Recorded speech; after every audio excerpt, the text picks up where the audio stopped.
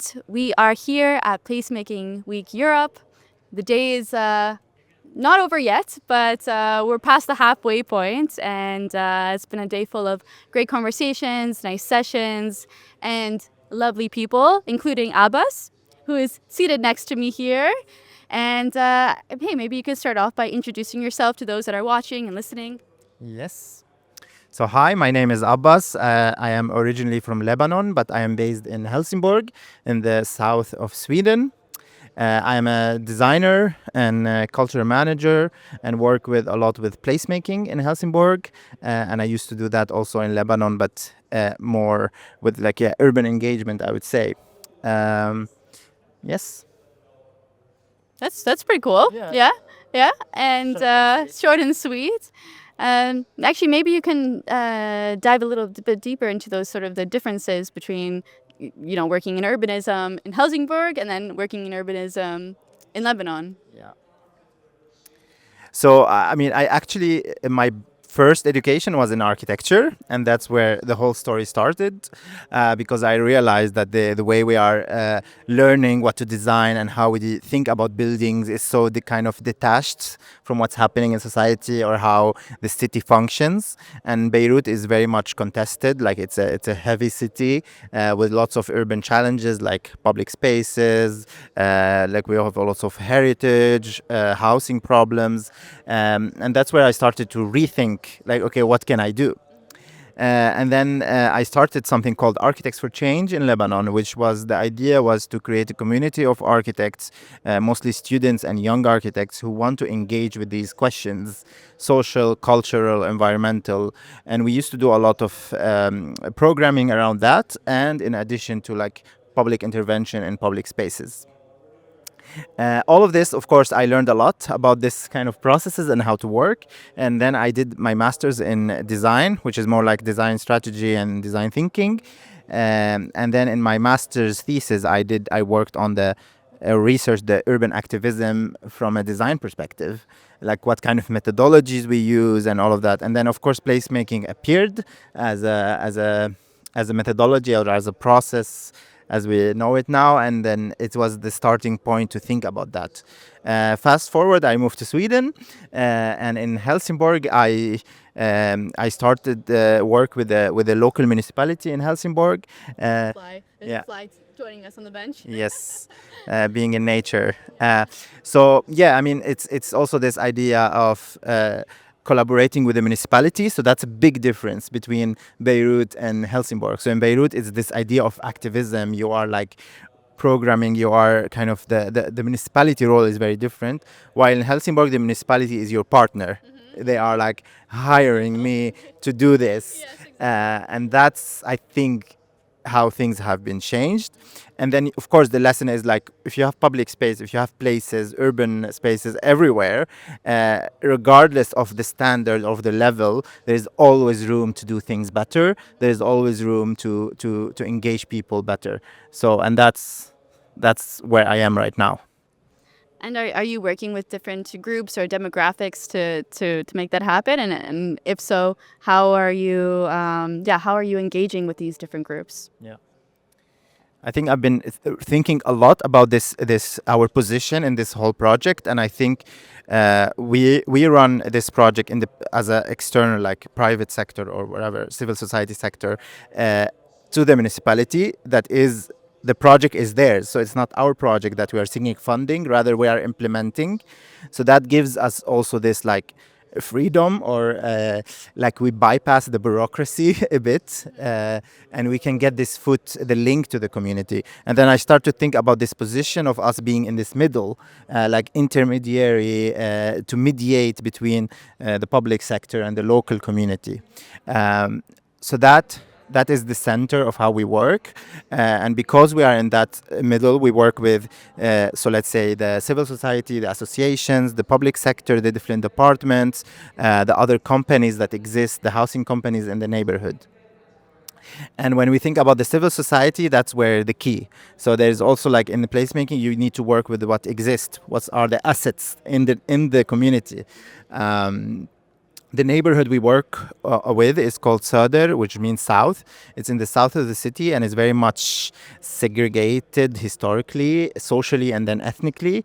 And there it's very multicultural. There's lots of people that come from different parts of the world that live in Sweden, and this is the kind of neighborhood where you would eat falafel, or where you will find a Afghan shop, or you will find an Asian market. So it's like this diversity brings also a diverse civil society. We have a lot of association and organizations that are more community based. They are not like trying to institutionalize or professionalize their work. They just want to do nice things.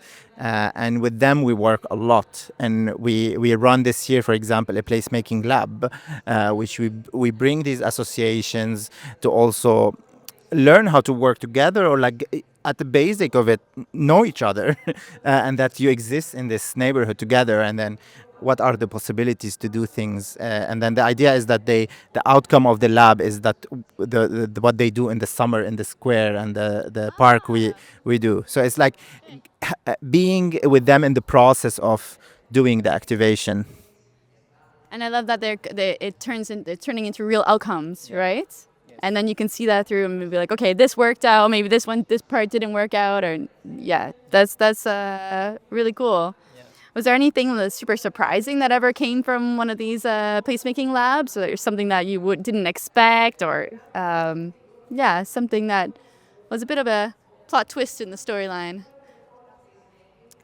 Yeah, I think like understanding how these groups work, like as I said, like they are not looking for this like professional level kind of work. They just want to do things for their community, for their group. So understanding that, and then being there as a support, because there are resources that exist in terms of financial support, or other resources in Sweden and in Helsingborg for associations to do this. And it's very important in Sweden because it's part of this democratic value in the society that you have this association life.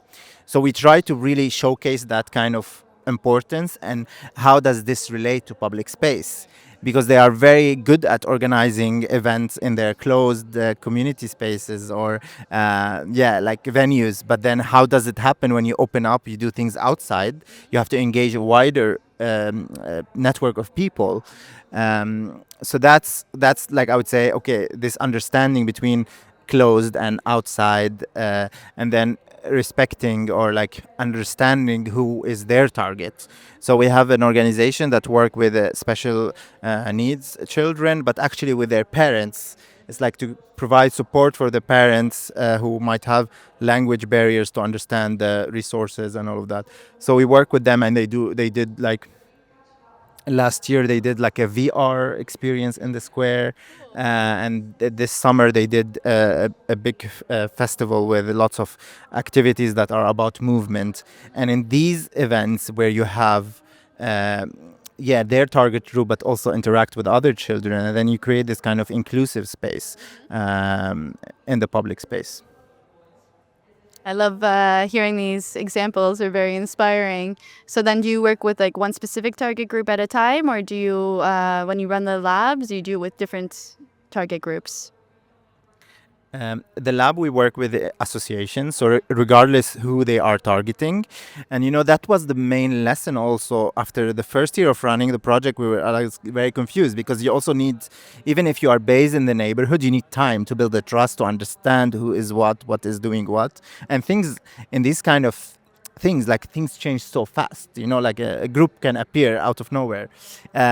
So we work, and then we understand that these association or groups are the key to other people. Like, I don't have to go and talk to every person, because that could be, the trust is far, like, established. But then you work with these associations, and then they work with their groups, and that creates. So the association are our main key to working. And then we have also, let's say, artists. So we try to also create this kind of opportunities. How can the association benefit from like artistic or creative methods to work with their target groups? I would say ideally we'd love to work with young people, but it's very challenging. It's one of our biggest challenges in the project. Maybe you can elaborate on one of your challenges so that if somebody's listening to this and they have maybe a solution that they've worked through already. I think the question of young people is very difficult these days, or like you don't know how to reach it. We have came forward a bit with different steps, but we're still not where we want to do as having young people more as co-creators with us, and it's different things. It's the access, the motivation of like why they want to be in this. We also try to work with associations that work with young people. But I think the challenge is like also what is it for them, and why would they want to see this? And I think here is important pattern of public space, because I think a lot of young people, they just like, if you think of teenager for example, they just want to hide and like be at home and like I don't know, play video games or be with their friends. They do their things, but it's more like, there's this like distance, and especially in the Swedish culture, like it's not a very out and about culture. So I think that's also like a struggle. Like how do you create this public space is about like you're like kind of naked outside. Full comfort. Yeah, exactly. So how do you create safety, like for them to, like emotional or social safety for them to do things? We still haven't found the key.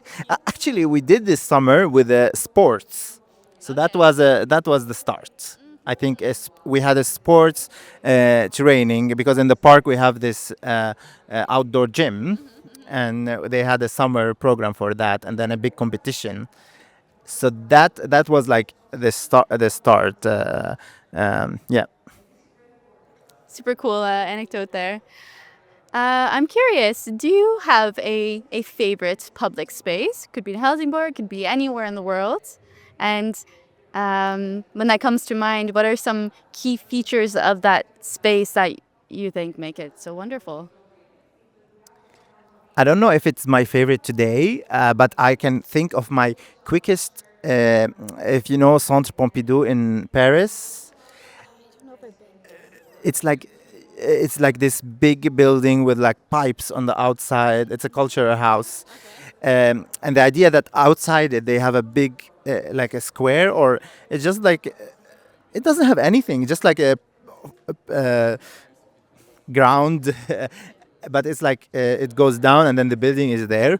And I think when I first went to Paris, also Paris was my first like European trip, um, and we got food, and you just sat there, and I sat there and this building is in front of me, so there is not much nature. And nowadays I wouldn't say it's so clean as well, but like that moment felt very special to me, and I still like, when I go to Paris I have to go to that square and see it, and like just and of course it has to be maybe with the relationship that I studied architecture and I've studied about this building, but also the idea that you can just go and sit in a city that is so busy and just like enjoy food between the buildings. Yeah. So that was super interesting. And then I guess you have this just view, right? That's also Yeah, gonna top it off. exactly. Have Yeah. an amazing view. Yes. Right now, I more a fan of nature, of course, because I'm based in Sweden, so it's a different reality. So maybe a forest walk, forest hike, or forest bathing, Yes, right? That's also exactly. popular. Super nice.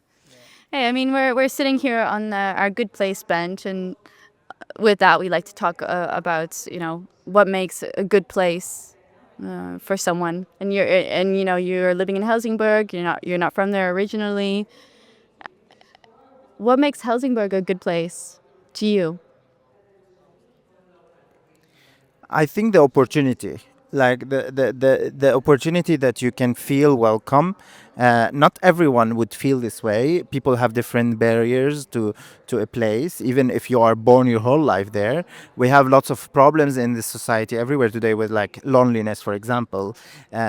So how can a place really make you connect with others, find people? Like in the neighborhood I live, I'm very happy. Like people, the shops would know my name, they would greet me, even though if we don't have to work together. It's just like this touch of everyday life in these days is very important. And then the opportunity to be able to do things and feel welcome and connect with others. That would be, I think, like a place. It can look physically great, but it also have to have this human function. Yeah, exactly. That's also what we're trying, with our band, right? To use as a medium to connect people and get to know each other as human beings, and and dive into it as well.